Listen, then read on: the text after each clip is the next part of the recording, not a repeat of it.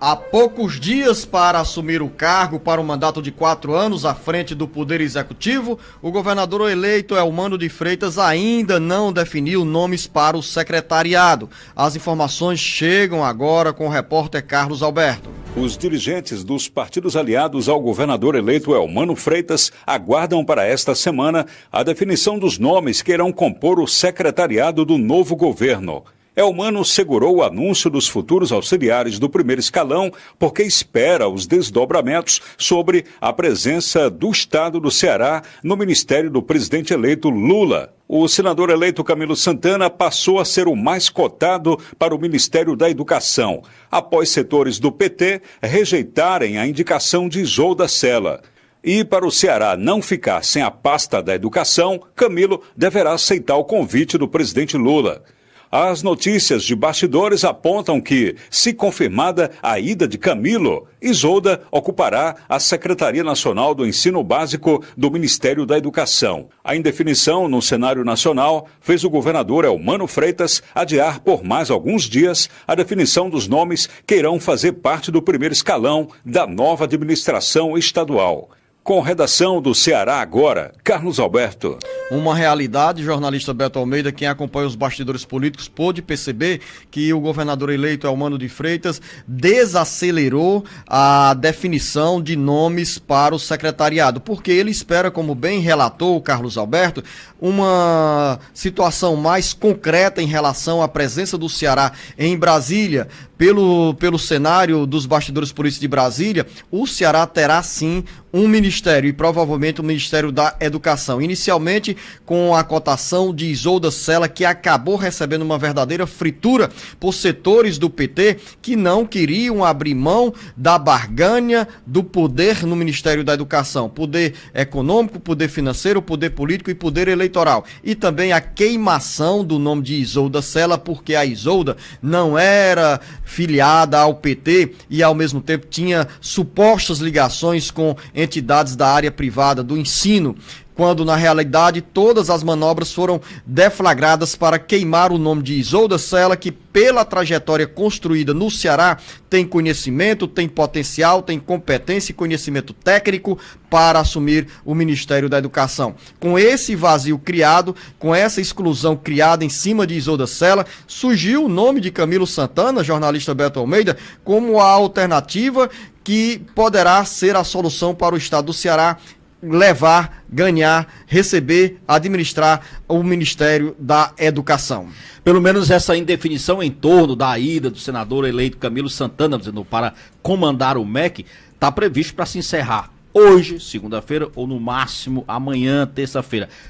Deixou transparecer o deputado federal reeleito José Nobre Guimarães. Eu estou falando daquele evento da diplomação na sexta-feira da semana passada, encerrando a semana, quando Eumano disse que a questão já estava praticamente resolvida e que caberia ao presidente Lula bater o martelo oficialmente e fazer esse comunicado entre hoje e amanhã. Isso é o que o próprio Guimarães falou. No entanto, o governador, aliás, o ex-governador e senador eleito Camilo Santana se manteve muito fechado em relação a isso. A imprensa foi pra cima, perguntou, ele disse que não era momento de falar sobre isso, era momento de diplomação. Já a governadora Isolda Sela chegou a esse evento da diplomação na semana passada calada e saiu do mesmo jeito, Luzedor, calada. Mas a expectativa realmente é essa. E é a partir daí que se destrava tudo, inclusive e as consequências aqui para a questão do secretariado de Eumano de Freitas, que está sendo cobrado também. Lembre-se, havia inicialmente um prazo de que seria depois do dia 15, portanto dia 16,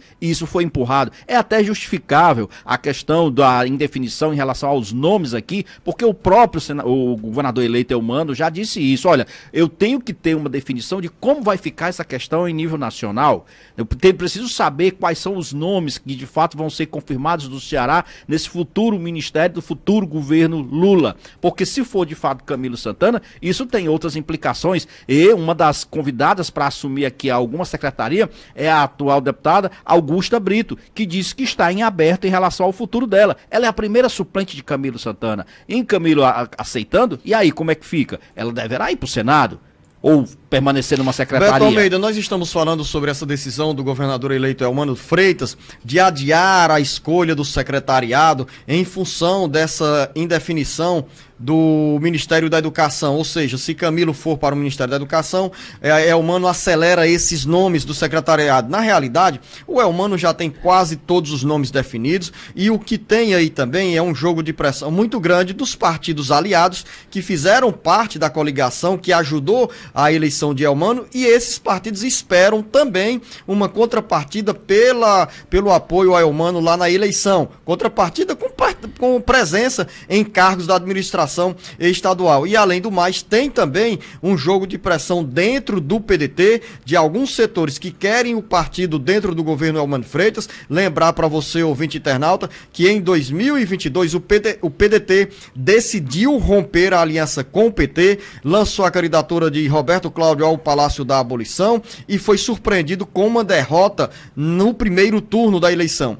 E alguns pedetistas já apoiavam Elmano Freitas naquele momento, contrariando a orientação da cúpula estadual do PDT e deixando de lado a candidatura de Roberto Cláudio. Esses pedetistas, como por exemplo, o deputado estadual Salmito Filho, Evandro Leitão, Gônia, o deputado Romeu Aldigueri, além Jeová Mota também do PDT. Jeová Mota também. Tem 4 ou 5 deputados estaduais. Osmar Baquite. Pelo menos esses 5 deputados estaduais, desde o primeiro momento, mesmo filiados ao PDT, se sentiram maltratados porque houve a exclusão da candidatura de Isolda Sela ao governo do estado, e esses pedetistas estão desde o início sintonizados com Elmano Freitas, ou seja, serão contemplados na estrutura administrativa do estado do Ceará. Os demais deputados federais e deputados estaduais do PDT querem também abrigo, mesmo não tendo participado da campanha de Elmano Freitas. E nesse momento, pedetistas discutem, Beto Almeida, já tiveram uma reunião com Elmano Freitas para saber como poderá ser o abrigo para o PDT dentro do governo do estado. Lembrar que nesse cenário também tem o prefeito José Sarto bem interessado nessa aliança do PDT com o PT, desde que haja reciprocidade na relação com a Prefeitura de Fortaleza em relação ao PT. Diante de todo esse cenário que você traçou, fica muito claro, o PDT está rachado e a tendência é continuar rachado, Zenor. O prefeito Sarto tem razão quando ele faz também uma argumentação. Ele cobra reciprocidade. Ele diz, olha, se o PDT está sendo chamado a participar da gestão Elmano Freitas, que é do PT, por que então não há também essa reciprocidade? Na outra mão, como se fala, por que o PT não apoia a gestão de José Sarto na capital? Os petistas entendem que esse cenário é muito difícil de acontecer. Que uma coisa é lembrar que desde 2013, lá com Roberto Cláudio ainda, já existia isso. Ou seja, existia aqui uma coalizão, um apoio aqui em relação ao governo do estado, mas que o PT já fazia oposição desde 2013, ainda na gestão Roberto Cláudio, e que isso deve continuar em relação à Prefeitura de Fortaleza. O que está em jogo aqui, vamos deixar bem as claras, já é o cenário de 2024, quando vai estar em jogo a disputa pela Prefeitura de Fortaleza. Mas o prefeito José Sarto e também outras alas do partido defendem que haja essa reciprocidade. O que caminha para dizer o seguinte, que de fato vai ser difícil você encontrar que haja uma unanimidade na opinião do PDT. Parte do PDT vai estar aqui apoiando o prefeito ou o governador eleito, vai sim, uma outra parte, uma outra ala, inclusive dentro da Assembleia Legislativa, porque a gente não pode esquecer nome como, por exemplo, o atual presidente da Câmara Municipal de Fortaleza, o Antônio Henrique, que é um homem muito ligado ao prefeito Zé Sarto. Ele pode ter ali um apoio pontual, mas no geral ele vai ter sim alguma resistência nesse apoio integral ao governador eleito Elmano Freitas.